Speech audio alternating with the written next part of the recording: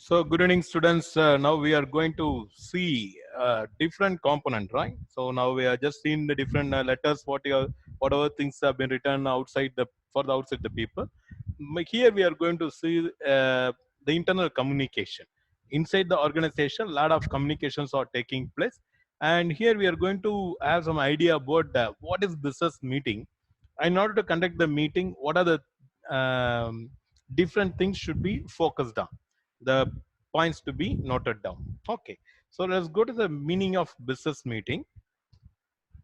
According to Oxford Dictionary, a meeting is an occasion when people come together to discuss or decide something. Meeting is a major form and media of oral communication which is essentially important for every business. Okay. In general sense, a meeting is a gathering of two or more persons with a view of making decision through the discussion. The basic objective of meeting is to take decisions on some predetermined issues. Okay. So every organization and in every situation, the meeting will be inevitable one. Okay, so you could have said that I was in the meeting, there was a meeting, there is a meeting. Okay, so repeated people used to say that they are supposed to participate in certain meeting, other things and all. Right. So in such a situation, if you are employed in an organization and you are being asked to organize a meeting, so what are the elements or components of your meeting? And when you want to conduct an effective meeting, okay, when you want to conduct a meeting more effectively, and what are the things you are supposed to focus on, that guidelines we are going to see one by one. Okay, so whenever you want to organize a meeting, you should see to that the purpose and objective of the meeting is clearly defined. Okay, so that purpose should be clearly defined to the people. Whenever we are asking the people to come for the meeting, you should say that what is the purpose of the meeting, what is the objective of meeting, why you are organizing such a meeting to the people. Okay, then the organizer of the meeting or the chairman of the meeting should determine who should attend the meeting and agenda to be discussed in the meeting. Normally the people will not encourage. Okay, so if you are going for too many people in a meeting, now that becomes a conference, becomes a public meeting, you understand that? Okay, but normally in an organization, a company, so they will not invite too many people in a meeting. Okay, particularly in the boardroom meeting or any department, whether it's related to sales or these things. No, so certainly they will not invite too many people over there. And who should attend the meeting? The chairman should clearly state, and what are the points to be discussed, what are the agenda to be discussed in the meeting, that also you must be very very clear. Okay, so the chairman should determine who should attend and what are the points should be discussed in the meeting. Okay, and for that purpose you draft the agenda, and the well drafted agenda should be distributed to all the participants of the meeting well in advance. Before you organize a meeting, you should see that who are going to attend the meeting and what are the points to be discussed. What are the points to be discussed in the meeting, that will be prepared in the form of agenda, and those agenda should be distributed to all the invited participants in well in advance, so that what can be done means, what if at all they want to, I mean they are supposed to come with some preparation, they will do it. So that's what the second thing is talking about. Okay, so specific instructions can be given to the participant to prepare the materials or documents to be discussed in the meeting. Okay, so all these things you can very well give in well in advance. Okay, so again, what the chairman will be doing, so he will be well prepared. He should be well prepared before the meeting. As a chairman, I am going to conduct the meeting. So when I am going to conduct the meeting, I should see to that I am ready with all necessary information and input and everything. Okay, where we are going to organize the meeting, how much time the meeting is going to be organized, who are all going to attend the meeting, and what are the things they are supposed to come with. As a chairman, how I am going to conduct the meeting, how I am going to start the meeting, what is the time allocation I am going to give it, am I going to give any refreshment, am I going to record it, who is going to record the minute. I mean everything the chairman should be prepared before organizing a meeting. Okay, and you should ensure the punctuality in starting and conducting of the business meetings. Okay, so whenever you organize a meeting, everybody they are sacrificing time and they are allocating time and they are coming for the meeting. So as a chairman, you should ensure that the meeting is started in time, the meeting is being conducted in time, and the meeting is being concluded in time also. So punctuality is very very essential, particularly when you are starting a meeting and conducting the meeting. And during the meeting, the chairman's approach should be always positive. Okay, so if you are being more pessimistic, if you are being more negative minded, the total meeting atmosphere will be spoiled.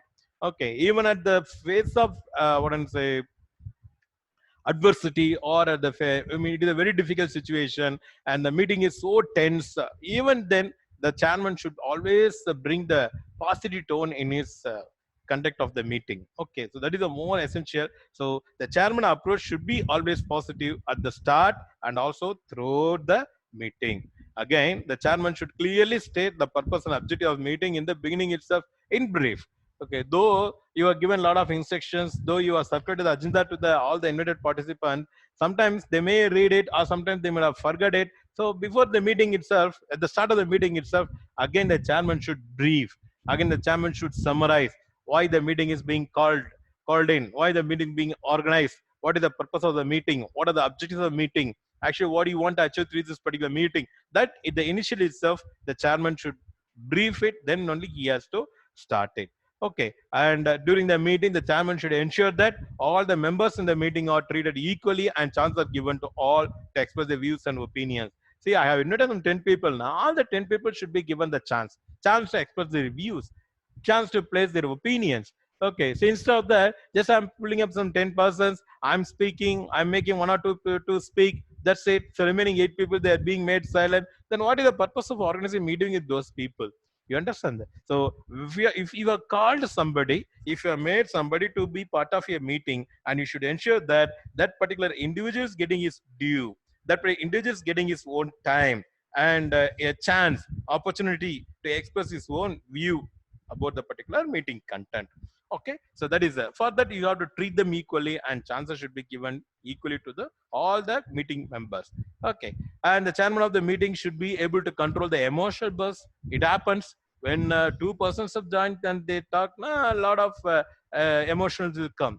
But when you just think about the meeting where different heads and different people who are looking at the same point, same problem, but trying to give it their own viewpoints. Now, something it may be agreed, some may not be agreed.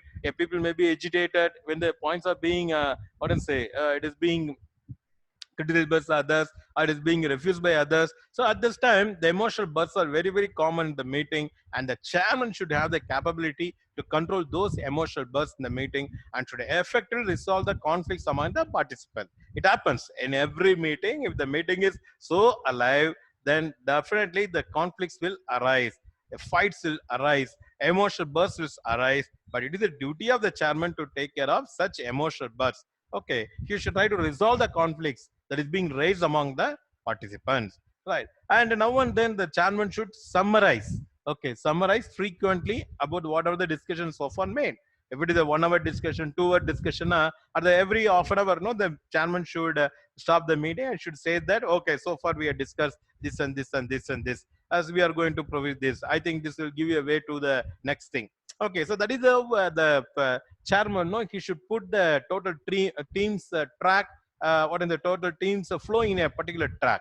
You understand that? Okay. So in order to conduct the meeting much more rhythmically, progressively, and without deviation, without deviating the track, the chairman should ensure that frequently he is summarizing what are things has happened so far in the meeting. And at the end of the meeting, the points discussed and decision reached should be summarized and presented by the chairman. The chairman should summarize and present the whatever the discussions have been made in that particular meeting over it. So that's why we are preparing the minutes of agenda. A person will be noting everything, and chairman also will be noting everything. That will be consolidated. That will be shared among the people.